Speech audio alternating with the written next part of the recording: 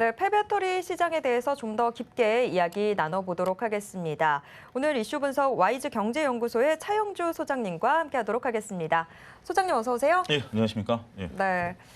일단 IPO 시장 자체의 분위기가 성일하이텍 덕분에 좀 뜨거워지는 것 같습니다. 계속해서 대여들이 IPO 시장에 나왔었는데 좀 주춤했었죠. 그러다가 어제 이제 상장 초읽기에 나선 성일하이텍 이미 뭐 증거금이 1조 원 넘게 어제 하루에만 몰렸습니다. 이 폐배터리 재활용 기업인 성일하이텍이 이렇게 상장 단계에서부터 큰 주목을 받고 있는 상황인데 기관 투자자 수요 예측 경쟁률이 LG 에너지솔루션과 또 카카오뱅크 기업 공개 때보다 훨씬 더 높은 수준이었다고 하는데요. 자세한 이 청약 상황 좀 전해주시죠. 예, 투자분들께서 좀 많이 차분해지셨다라고 좀 생각이 듭니다. 우리가 이제 2020년 하반기부터 본격적으로 2021년 상반기부터 이제 상장에 대한 관심들이 나타나면서 상장 주식들, 특히 이제 큰 회사 상장 주식은 어떻게 보면 뭐 놀이처럼 됐죠. 따상을 기록하면 뭐 치킨 값을 버네, 소고기 값을 버네, 이제 어떤 그런 개념들이 나타나기 시작했죠. 제가 증권 시장에 거의 30년 가까이 있었습니다. 따상이란 단어는 제가 2021년에 처음 들었던 단어다라는 점을 여러분들에게 주시시켜드리겠습니다. 그 전부터 상장하는 주식을 사면 무조건 대박이 난다라는 인식은 없었던 상황이고, 어떻게 보면 이런 따상이라는 것들이 몰고 왔었던 파장 중에 하나가 대표적인 게 LG 엔솔이 아니겠는가. 거기에서 지금 LG 엔솔 공모가 받으신 분들 입장에서 본다라면 상당히 좀 골치 아픈 그런 상황이 연출이 되고 있죠. 자, 그러다가 지금 현재 많은 공모주들이 상당히 자기들이 원하는 금액에 대한 어떤 것들을 받지 못할 상황이 처해지다 보니까 일단 상장을 좀 연기하는 거죠. 그 점을 간단하게 언급드리면 우리가 공모가를 산정할 때 이번에 지금 이제 이 기업 같은 경우도 성일하이텍 같은 경우도 공모가를 선정할 때 자체 본질 가치를 따지지는 않습니다. 상대 가치를 따집니다. 근데 지금 많은 기업들이 상대 가치를 따지려고 보니까 상대 기업들이 다 빠져 있으니까 상을 못 하는 거죠. 근데 어찌됐든 자, 이제 대여가 하나 나타났습니다. 성일하이텍이라는 기업이 갖고 있는 어떤 특수성. 그러니까 이제 우리가 폐배터리가 앞으로 커질 수 있다라는 것은 명문화된 사실인데 우리나라 기업 중에 폐배터리에 이제 진출하는 대기업들도 있습니다만 지금 현재 업력이 좀 돼 있는 이런 기업이 없더라는 거죠.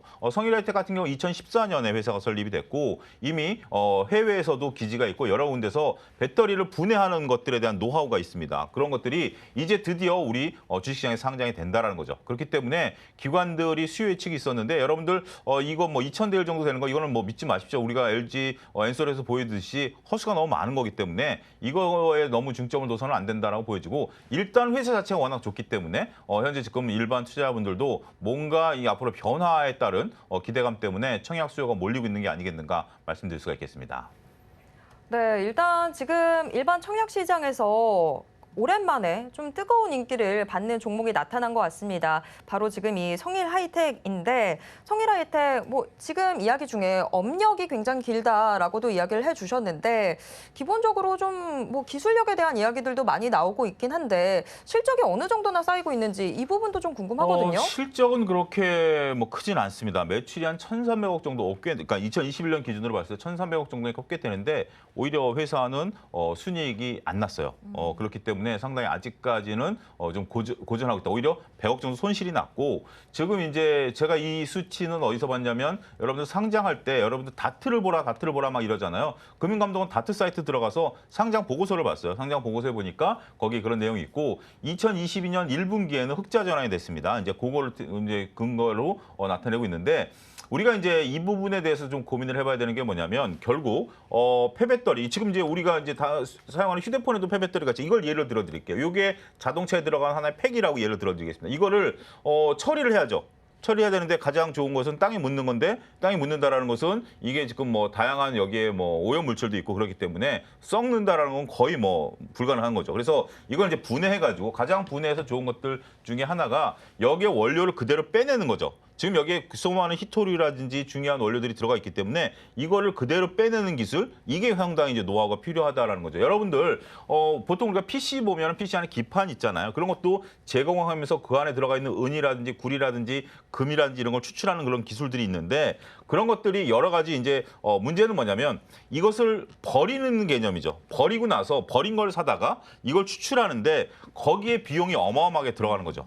그래서 추출된 걸 가지고 팔아야 돈이 나는 거 아니겠습니까? 그래서 공짜로 원료를 들어와서 내가 막대한 전기라든지 여러 가지 환경에 대한 것들, 뭐 방지 시설 같이 해가지고 그걸 팔아야 되는데 그 비용이 너무 크다라는 거죠. 그래서 현재 지금 매출은 큰데 적자가 날 수밖에 없는 구조다라는 거죠. 근데 이제 결국 이 매출 규모는 어마어마하게 늘어날 겁니다. 앞으로 우리가 이제 지금 벌써 전기차가 도입된 지 10년이 넘었거든요. 그래서 초기 도입된 것 같은 경우 지금 폐배터리가 나오고 있어요. 지금 이제 쌓아두고 있는 상황인데 이거가 이제 순차적으로 더 늘어나겠죠. 지금 전기차 시장 점유율이 10% 미만인데 앞으로 10% 이상, 20% 30% 늘어가면 당연히 시간이 갈수록 폐배터리는 쌓일 것이고요. 그렇게 된다면 이것에 대한 규모의 경제가 생기고 그렇게 된다면 이익이 발생할 수 있기 때문에 미래에 대한 기대감은 여전히 살아있다. 이렇게 봐야 될 것 같습니다. 네, 성일하이텍 일단 2021년 기준으로 본다면 기업 내 곡간 자체는 아직까지는 좀 적자가 있습니다. 다만 이 폐배터리 시장의 성장성을 고려를 해본다면 앞으로의 전망은 밝다 이렇게 평가를 해볼 수 있을 것 같습니다. 이 성일하이텍의 일반 공모주 청약 오늘 오후 4시까지 진행될 예정입니다. 시간 이제 정말 얼마 남지 않았죠. 한 1시간 정도 남아 있는 상황인데 성일하이텍 튼튼한 기술력을 보유를 하고 있고 또 삼성그룹을 지금 주요 고객사로 두고 있다라는 점, 이 점 때문에도 많은 투자자분들이 관심을 갖고 계신 것 같아요. 자, 지금 이 얼마 남지 않은 이 시간 우리 시청자분들이 청약 막차를 타는 게 좋을지 아니면 이 상장 후를 다시 한번 노려보는 게 좋을지 좀 어떻게 보시나요? 저는 가능하시면 뭐 공모주 참여하시는 거는 100% 찬성입니다. 몇 주를 받을지는 이제 논의를 친다 하더라도 참석하는 것은 100% 찬성입니다. 지금 뭐 가격에 대한 논쟁이 있다 하더라도 이 정도 가격이면 괜찮죠. 문제는 상장할 이제 여기서 받아봤자 내가 원하는 수량만큼 못 받죠. 그러다 보니까 상장 이후에 따상을 따라간다라는 거 그거는 반대입니다. 그거는 반대입니다. 이 시장이 커나가는 시장이 되지만 당장 이게 이제 이 자금을 가지고 이제 규모의 경제를 만드는 건데 당장 다음 달부터 매출이 팍팍팍 찍히고 이게 팍팍팍 나는 회사가 아니거든요. 결국 이 회사가 지금 우리나라 폐배터리 중에서 상장 회사가 뭐냐라면 이제 성일하이텍 유일하게 되는 건 맞습니다만 커나가는 건 맞습니다만 당장 모든 것이 이루어진다? 그건 아니거든요. 그렇기 때문에 여러분들이 공모는 청약하되 따상을 따라간다라는 거 단기적으로는 오를 가능성이 있어요. 단기적으로는 오를 가능성이 있는데 그거에 대해서 여러분들이 따라간다라는 건 전 조심스럽고 오히려 이 기업에 여러분들이 원하는 수량을 못 채웠으면 우리가 지금 LG엔솔 같은 경우 7월 27일 날 996만 주가 보호회수가 풀려요. 이것도 보호회수가 풀려야 돼요. 그러니까 여러분들 올 하반기나 내년 상반기 때 이게 보호회수가 풀릴 때 그때 가서 내가 대량 매수를 하겠다. 염두에 두시고 좀 느긋하게 기다리시면서 더군다나 지금 이제 경기가 둔화되고 있기 때문에 좀 주식시장이 별로 그렇게 드라마틱하게 움직일 것 같지는 않아요. 그러다 보니까 앞으로 내년도 정도에는 오히려 대량 매수할 수 있는 좋은 기회가 분명 온다. 좀 그렇게 여러분들이 염두에 두셔야 되지 않을까 싶습니다. 네, 확실히 이런 공모주들 상장된 직후에 또 높은 변동성을 보이게 되는데 일단 폐배터리 시장 자체의 성장성에 대해서 그 누가 두말을 하겠습니까? 하지만 일단 성일하이텍이 상장된 직후에 뭐 바로 결과물이 나오는 게 아니기 때문에 주가 변동성 자체는 피할 수 없을 것 같아 보입니다. 이 점은 유의하셔야 될 것 같습니다. 그런데 지금 이 폐배터리 시장 자체 대기업들도 좀 뛰어드는 모습들 포착이 되고 있습니다. 포스코, GS건설, 현대차 등 이 주요 기업들 역시 지금 이 시장에 큰 관심을 보이고 있는데요. 2050년 글로벌 시장 규모 자체가 뭐 600조 원에 달할 거다 이런 전망도 나오고 있어요. 지금 국내외 폐배터리 시장의 전망에 대해서 다시 한번 좀 짚어주시죠. 그렇습니다. 그 600조에 대한 기사는 뭐 거의 오래전부터 나온 기사고 그건 흔들림이 없다라고 말씀드릴 수가 있겠죠. 우리가 지금 이제 뭐 아이오닉이라든지 뭐 여러 가지 우리나라 국내 자동차들의 전기차 시장의 점유율이 높아지고 있다는 거. 그러니까 저는 그래요.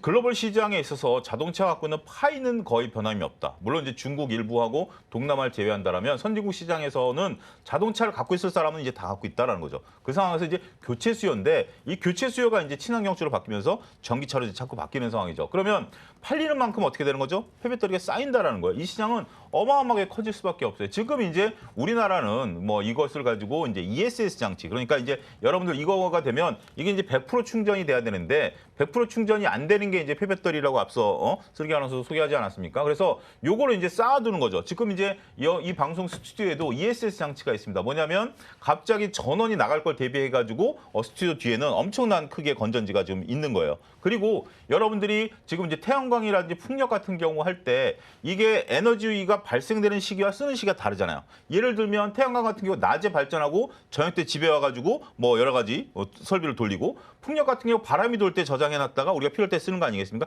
그 장치가 다 2차 전지 ESS 장치예요. 그런 것들로 사용할 수가 있겠죠. 예를 들어서 ESS 장치용 배터리를 하나 만드느니 자동차에서 빼온 폐배터리 두세 개 가지고 그 효능을 낼 수가 있는 거죠. 싸니까.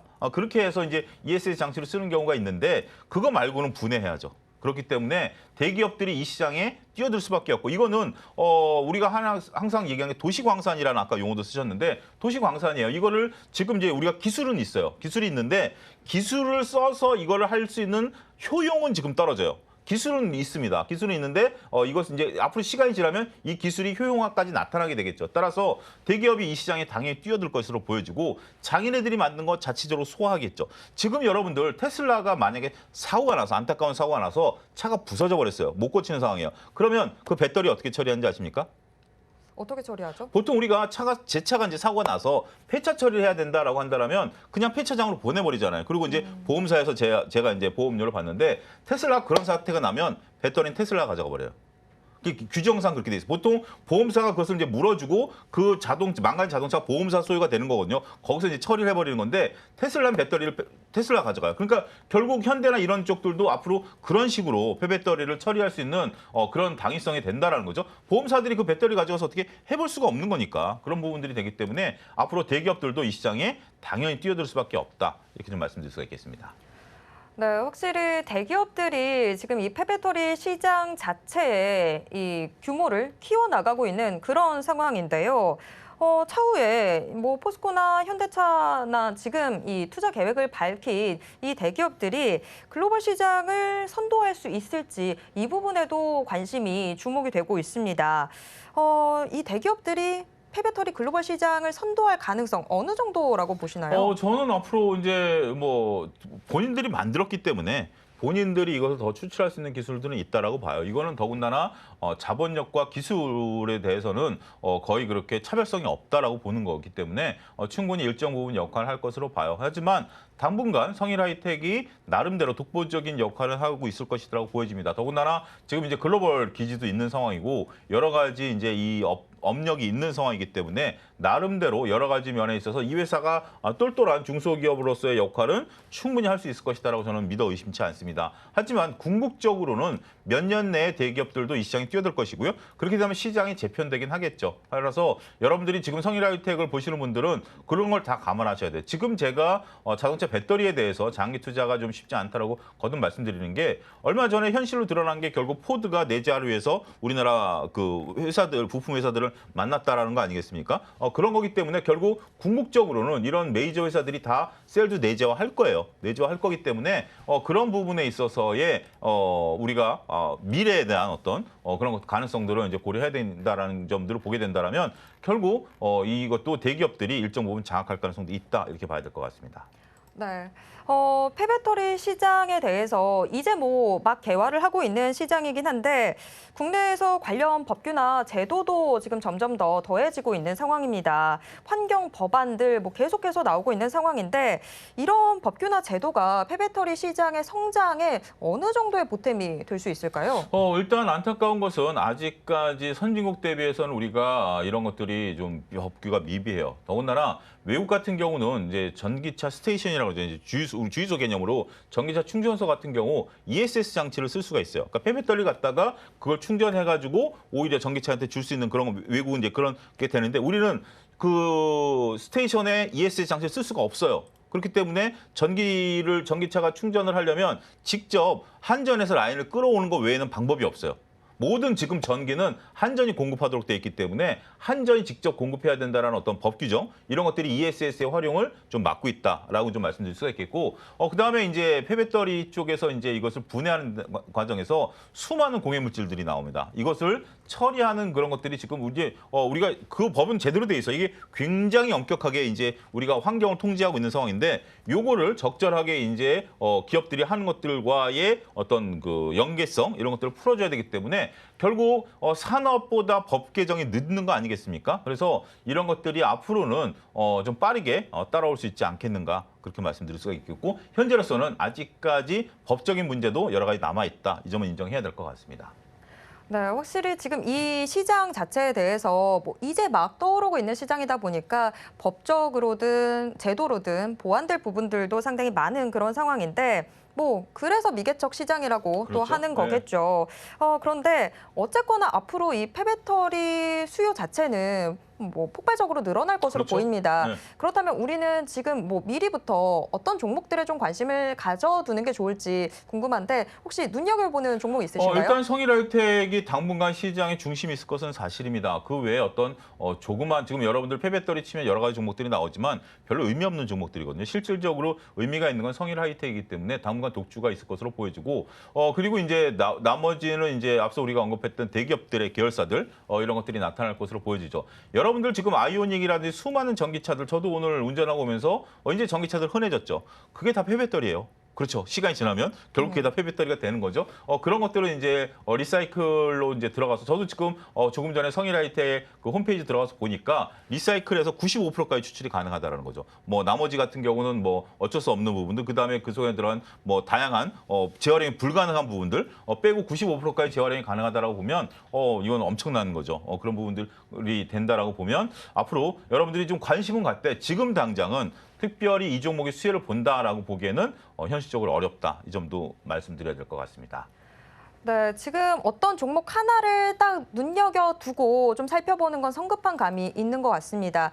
그러면 만약에 지금 현재 시장 자체에 좀 활력을 더해주고 있는 게 아무래도 대기업들이다 보니까 투자 계획을 밝힌 대기업들 위주로 좀 투자 계획을 가져보는 건 어떨까요? 관심을 가지실 필요는 있죠. 여러분들이 현재 지금 다양한 기업, 특히 SK그룹이 가장 먼저 선두에 나서고 있는데요. SK그룹이 현재 지금 그러니까 SK그룹 같은 경우 소재 쪽이 굉장히 강해요. 원래 여러분들 선경 SKC가 소재 쪽에 강했잖아요. 그래서 소재 쪽에 굉장히 강한 회사고 더군다나 SKC 자체가 이게 선경의 SK그룹의 모태잖아요. 이거가 지금 현재 다양하게 변화하고 있어요. 변화하고 있으면서 소재 쪽에 집중하겠다라고 하고 있기 때문에 이건 분명히 큰 역할을 할 것으로 보여집니다. 하지만 이 시장에 뭐 현대도 지금 현대차 그룹도 뛰어들고 있고 삼성그룹도 뛰어들겠다라고 좀 하고 있는 상황이기 때문에 어떤 것들이 나타날지는 좀 지켜봐야 돼요. 당장 그렇지만 이게 아직까지는 규모의 경제가 안 돼요. 그러니까 지금 이제 폐배터리가 쌓이기 시작하지만 이걸 대기업이 폐배터리를 갖다가 분해해서 이익을 낼 정도의 어떤 사이즈가 안 돼요. 현재는 사이즈가 너무 작기 때문에